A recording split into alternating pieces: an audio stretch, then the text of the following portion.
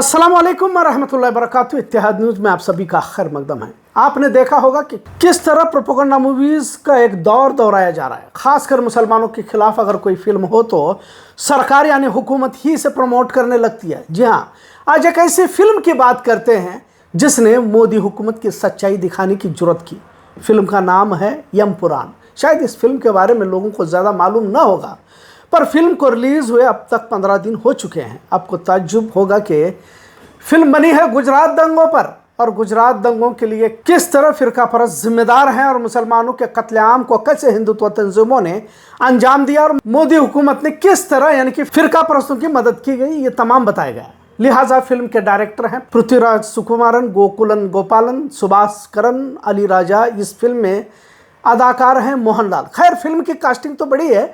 Film को बनाया गया और 27 मार्च को रिलीज भी किया गया। वैसे साउथ की फिल्मों का जिक्र कुछ भारतीय फिल्म में इंडस्ट्री में तब तक इसका जिक्र नहीं होता जब तक कि वो हिट ना हो जाए, पर इसकी कॉपी की जाती है बाद में। अब मोदी हुकूमत के विरोध में, हिंदुत्व की मुखालफत में जब ये फिल्म बनाई गई और रिलीज भी की गई, पर जब मालूम हुआ कि ये तो मुसलमानों के खिलाफ फिल्म नहीं है, ये फिल्म तो भाजपा मोदी हुकूमत के खिलाफ है और मुसलमानों को इसमें मजलूम बताया जा रहा है, तो फिल्म को सेंसर ने कैसे पास किया कि चर्चा जारी हुई। हुकूमत के कहने पर सेंसर बोर्ड ने फिल्म निर्माताओं को लेटर भेजा और फिल्म को थिएटरों से निकालने के लिए कहा गया। लिहाजा हुकूमतों के फरमान पर अमल भी हुआ। अब फिल्म जो मुसलमानों के हक में और मोदी हुकूमत के खिलाफ जितने भी उस फिल्म में सीन थे उन्हें काटने का फरमान जारी किया गया। फिल्म को थिएटर से निकाल दिया गया।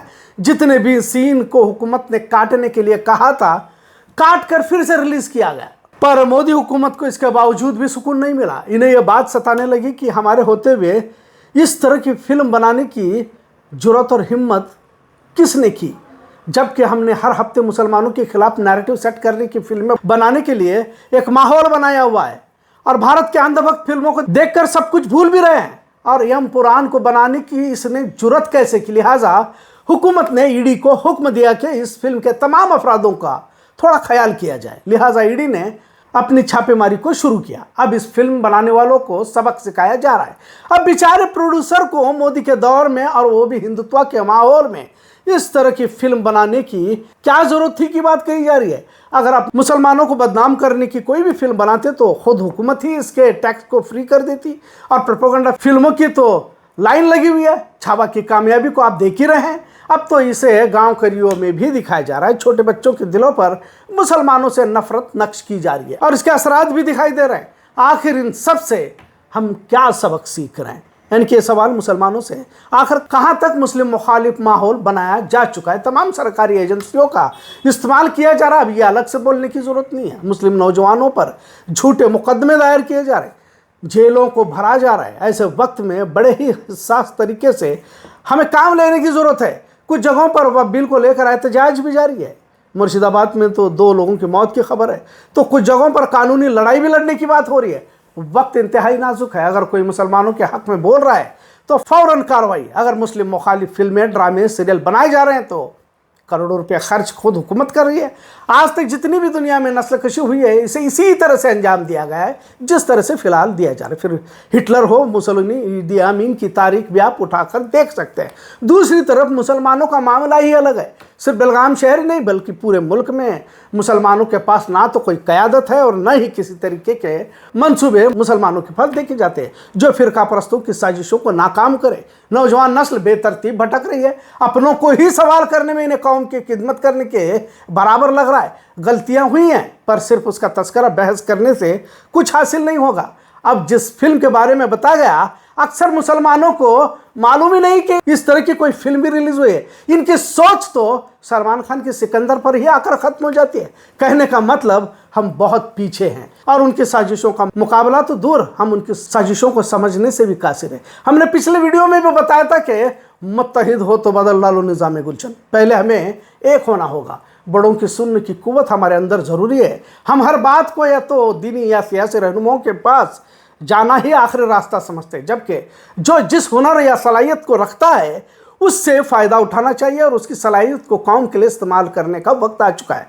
मुसलमानों में टैलेंट की कमी नहीं है, जज्बा भी है, पर कौम बिखरी हुई है। कुछ फर्जी लोग झूठी कहानियाँ सुनाकर गुमराह भी कर रहे हैं। कुछ मुनाफिक किस्म के लोग हैं जो मुसलमानों को धोखा भी दे रहे हैं। अब जंग जहनों की है, जहनों के साथ जंग करने की जरूरत है। लिहाजा जिस दौर में जंगी हरबे इस्तेमाल किए जाते थे, उस तरह के हरबों को अब सीखना होगा। अगर गैर मुसलमानों को इस्तेमाल कर रहे हैं तो मुसलमानों को भी गैरों को इस्तेमाल करने की तरतीब को सीखना होगा। फिजूल की बहस और होशियारी मारने से मुस्लिम नौजवान नस्ल बाज आए, दुश्मन बहुत आगे निकल चुका है, और जहां से हमें मदद यानी उस कायनात के खालिक को भी हमने नाराज करने का कोई भी मौका नहीं छोड़ा है। यकीनन आज भी गैरों की एक अच्छी खासी तादाद जो मुसलमानों के हक में है वो बोल रही है। जहां मुसलमान बोलने से कतरा रहे हैं, वही सोशल मीडिया पर कुछ लोग बोल रहे हैं। और अगर कोई गुजरात के फसाद पर हिम्मत से फिल्म भी बना रहा है तो सरकारी एजेंसियां लगाकर उसे तबाह कर दिया जा रहा है। इतना तो ज़रूर है कि इस लड़ाई को हमें खुद लड़ना है, पर समझदारी की भी ज़रूरत है। मुसलमानों के वजूद पर तक सवाल उठाए जा रहे हैं, पर क्या हम एक होकर लड़ाई लड़ पाएंगे? क्योंकि मोदी की हिमायत करने वाले भी अब काफ़ी तादाद में बढ़ चुके हैं। भाजपा का जिक्र करके अपनी जानों को छुड़ाने की कोशिश में एक बड़ा तबका देखने को मिल रहा है। आज मुनाफिकों की भी तादाद बढ़ चुकी है, तो इसके लिए कहीं तो जिम्मेदारी माशरा ही, तमाम जमातें, तंजीमें, इदारे ही हो सकते, क्योंकि इन्हें असल मौकूफ से वाकिफ करने के बजाय आपस में एक दूसरे को दुश्मन बताया गया। लिहाजा आज भी जाती दुश्मनी निकालने के मौके ऐसे वक्त में तलाशे जा रहे हैं जहां कौम मुस्लिम पर ही सवालिया निशान खड़ा किया जा रहा है। तालीम, रुपया, पैसा, बड़ी नौकरियां, ओहदों की लालच और जिंदगी का मकसद इसी को बनाया गया, जिसका खामियाजा इस दौर की नस्ल को भुगतना पड़ रहा है। लिहाजा आज महज मुसलमानों के हक में फिल्म बनाने पर किन मुश्किलात से उन तमाम लोगों को गुजरना पड़ रहा है। तमाम सरकारी एजेंसियां, भाजपाई हुकूमत, अदलिया, सेंसर बोर्ड एक जहनीत से मुतासिर होने लगे तो मिल्लत के बाशऊर तबके को आगे आना होगा और नौजवान नस्ल को महज नुक्स निकालने के खुद इस तहरीक का हिस्सा कैसे हो सकते हैं, कोशिश करने, वरना तो मुश्किलों का खात्मा आसान नहीं। इतना ज़रूर। आज का मौजू कैसा लगा इस पर ज़रूर कमेंट करें। इत्तेहाद देखने के लिए शुक्रिया। अल्लाह हाफिज़।